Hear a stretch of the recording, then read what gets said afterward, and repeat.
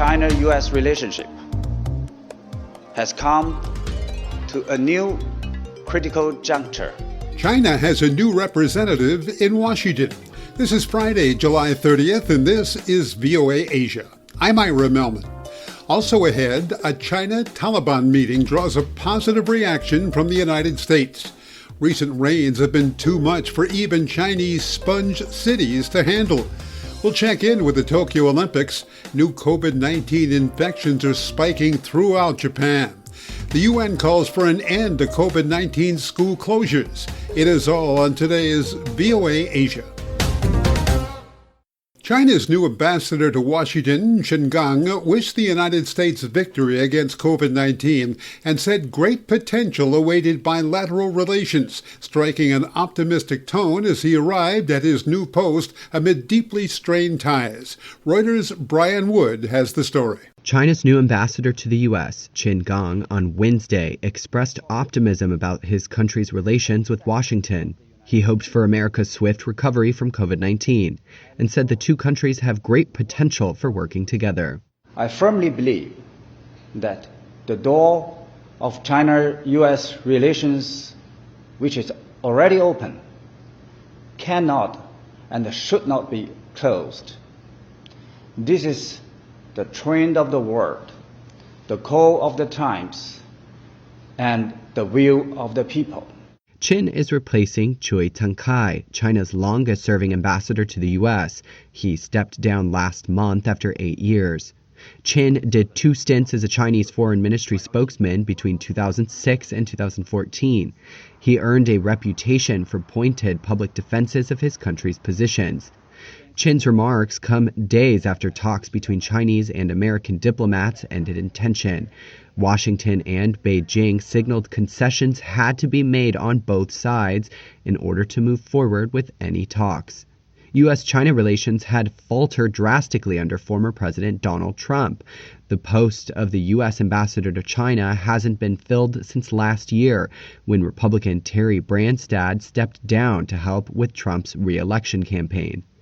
Biden has yet to nominate a replacement, though foreign policy circles consider Nicholas Burns, a former ambassador to NATO, a favorite. Brian Wood reporting. These are some of the stories you'll find at voanews.com. Malaysian premier faces calls to resign after palace rebuke. Phuket restricts travel from other Thai regions as COVID-19 cases surge. Vietnam accelerates vaccinations in COVID-19 epicenter. Pakistan to ban public sector, education, malls, air travel for the unvaccinated.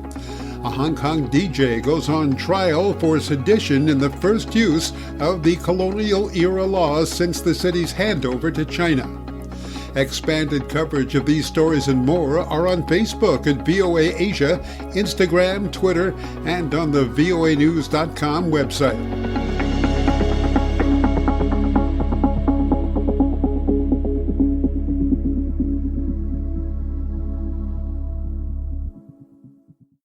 VOA Asia continues.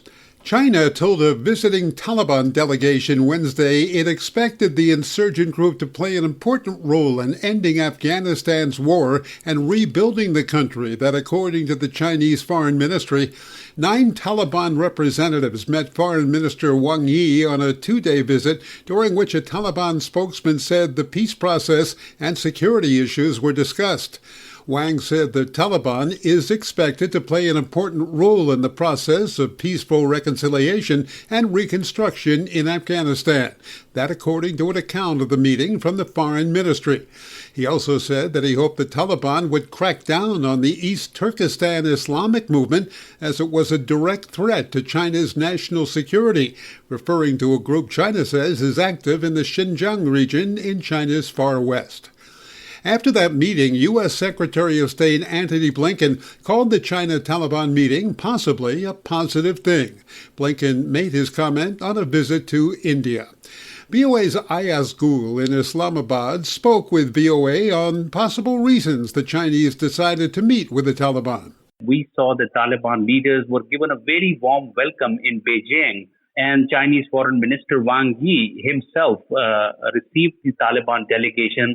And for the first time, we saw the Chinese released video footages of those meetings, those handshake with Taliban leaders, and also images of that meeting. So it seems that China is really trying to grab the vacuum that is being created because of the withdrawal of the United States and NATO allies from Afghanistan, and China is trying to step in. There must be some kind of a mediator which is able to convince both the parties that it is time to end this long war, because it has really prevented the entire region from economically progressing, and China has this ambition of extending its Belt and Road Initiative, this infrastructure project of President Xi, to Central Asia through Afghanistan. VOA's Ayaz Gul in Islamabad. Earlier this week, Pakistan's Prime Minister said that America's accelerated troop exit from Afghanistan has left Washington with no bargaining power for arranging a peace deal between warring Afghans. This comes as the head of the UN assistance mission in Afghanistan said that the Taliban will lose the international legitimacy they gain through their negotiations in Doha if the group does not fulfill its obligation to negotiate with the Afghan government for a political settlement to the conflict. You're listening to VOA Asia.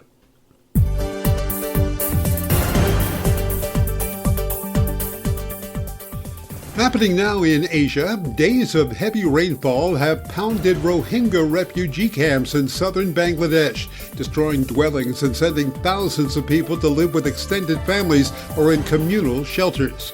Stay up to date with VOA. You're listening to VOA Asia.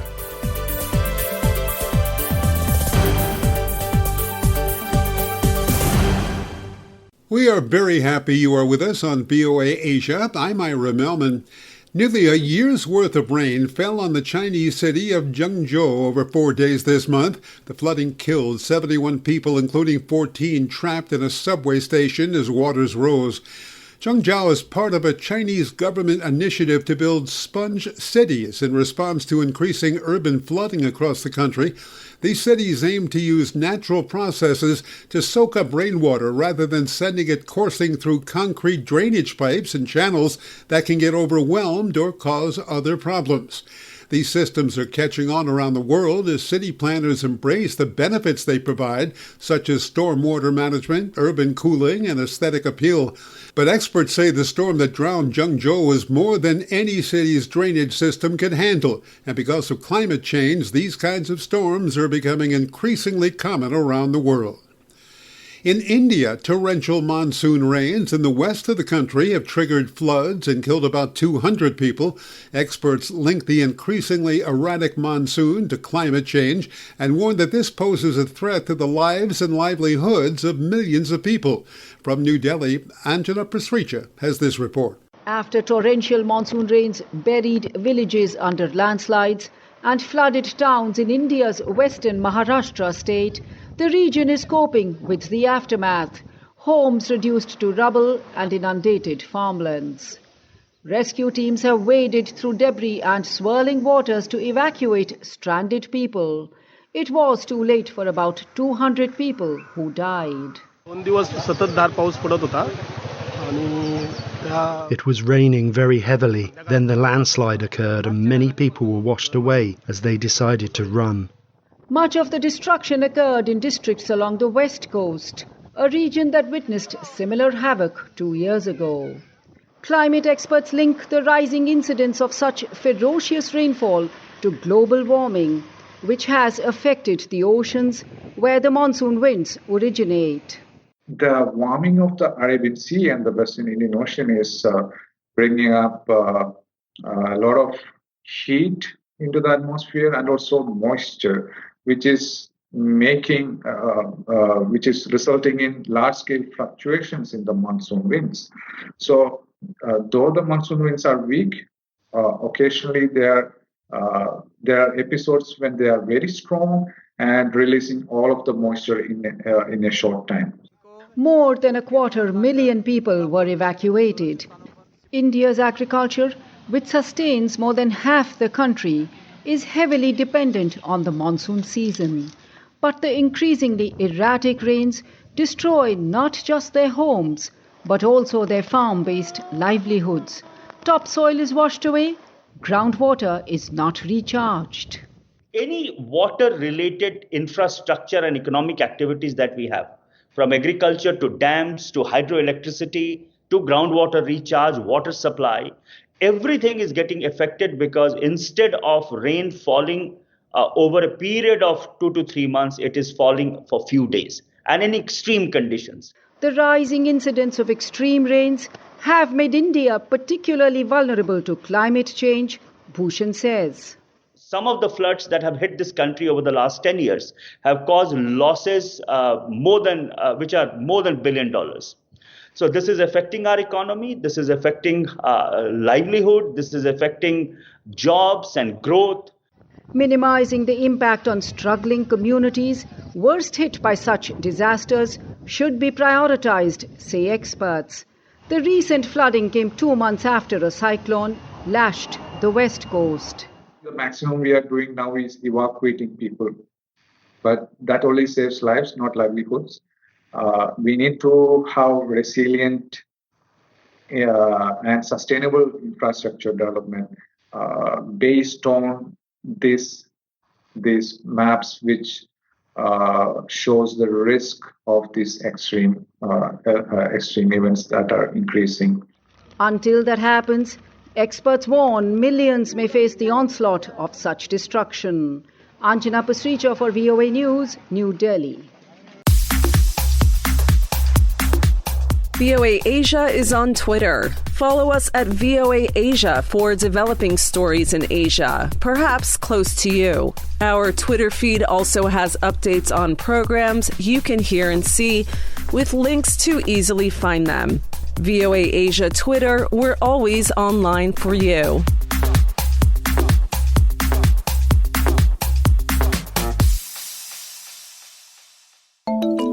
This news from VOA Asia.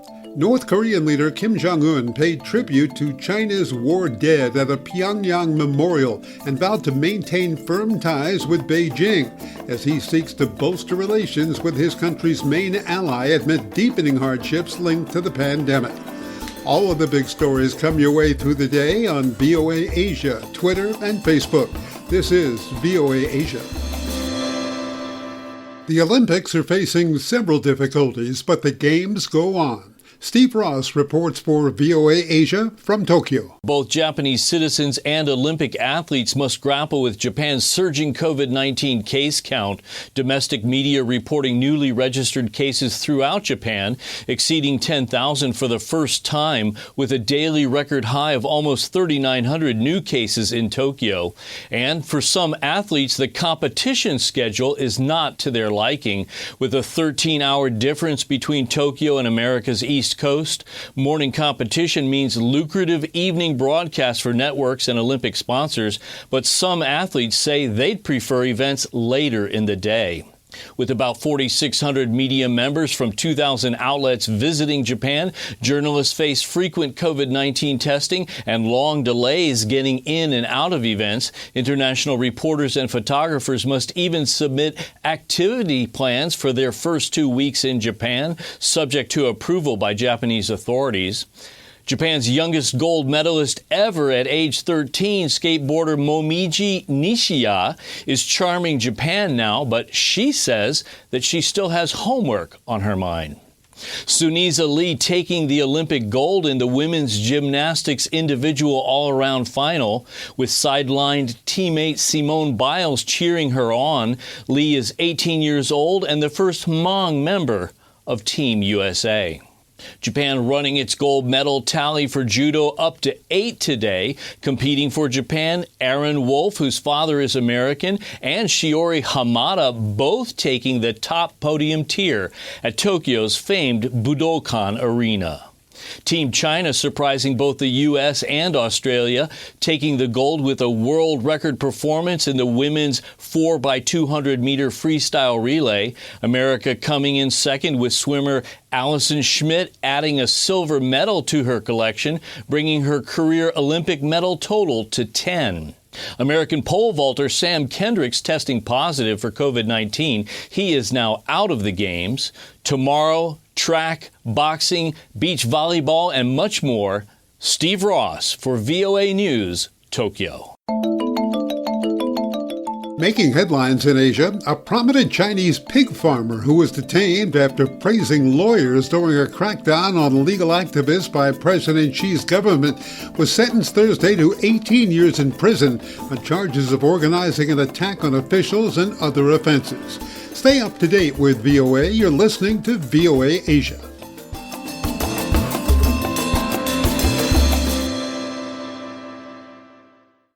As you just heard from Steve Ross, Tokyo officials reported a record high number of coronavirus cases Thursday for the third straight day. Japan's health ministry reported nearly 700 more than were reported on Wednesday. Tokyo's governor warned the cases could climb to 4,500 a day. The chief cabinet secretary of Japan said at a media briefing new infections are also spiking throughout Japan on a scale the country has never experienced. Fiji's coronavirus crisis is worsening as reports of infections continue to soar in the South Pacific nation. The latest wave is occurring even though other parts of the Pacific have been spared the most severe impacts of the disease. From Sydney, Phil Mercer has more. Although a small number of infections were detected early in the pandemic, Fiji went a year without recording any community transmission of COVID-19 until April 2021. But that's changing now, as cases of the highly transmissible Delta variant have been rising sharply, after a Fijian soldier working at a quarantine facility reportedly contracted the Delta variant of the virus from a traveller who'd returned from India. On Tuesday, 715 new COVID-19 infections and 11 deaths were recorded in Fiji, following a new daily record of 1,285 cases on Monday, according to Fiji's Ministry of Health and Medical Services. Charities have said the fragile health system is unable to cope with more than 18,000 active COVID-19 infections. Fiji's two largest hospitals in Suva and Lautoka have been converted into dedicated coronavirus facilities, with field hospitals set up to treat patients not infected with the virus. The Fijian government is resisting calls for a national lockdown, preferring instead to focus on vaccinations to keep the economy open. Only 18% of the population of about 900,000 people are fully inoculated, according to the Health Ministry. Australia has donated tens of thousands of doses of the AstraZeneca vaccine. New Zealand Prime Minister Jacinda Ardern says her government has offered assistance as well. Ultimately, as with any nation, it's up to the political leaders to decide how they wish to respond to a COVID outbreak. Same for New Zealand, same for any country.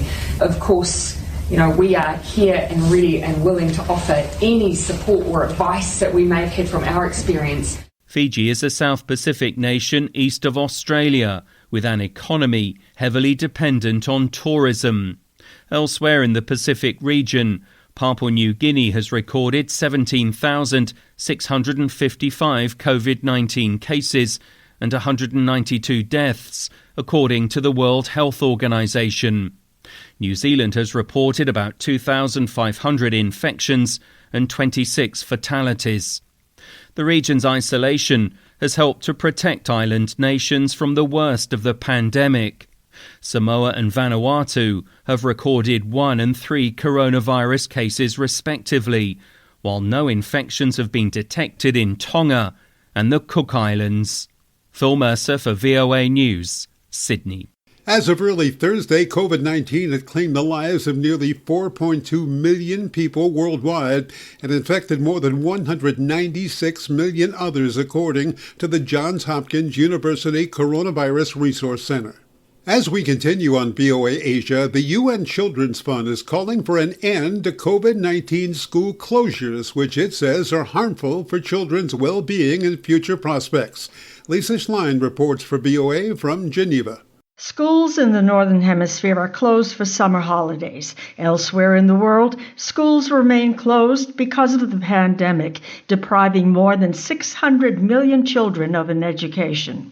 The UN Children's Fund reports nearly half the countries in Asia and Pacific have been closed for more than 200 days during the pandemic. Lengthy school closures also exist in Latin America and the Caribbean, and recent estimates show 40% of all school-aged children across Eastern and Southern Africa currently are not in school. UNICEF spokesman James Elder says these school closures are adversely affecting children's physical and mental well-being. What this looks like, and we've learned this over the past year from the data, is that education and safety of friends and food are being replaced by anxiety and violence and teenage pregnancy. Across the globe in all continents, we're seeing child helplines, a good precursor to understanding kids who are reporting violence, seeing often triple-digit increases. Elder says remote learning is simply not an option for at least a third of the world's school children. He notes more than 80 million children across East Asia and the Pacific do not have access to distance learning during school closures. In Eastern and Southern Africa, he says schools in Uganda were closed for 306 days because of the pandemic, topping a list of 20 countries with the highest number of days of school closures. South Sudan comes in a close second. He adds most people in these countries have no access to the internet, thus excluding the possibility for remote learning. If that doesn't resonate to those in power, then the World Bank does have a report showing around, their estimate is about a $10 trillion loss in earnings for this current cohort of students over time.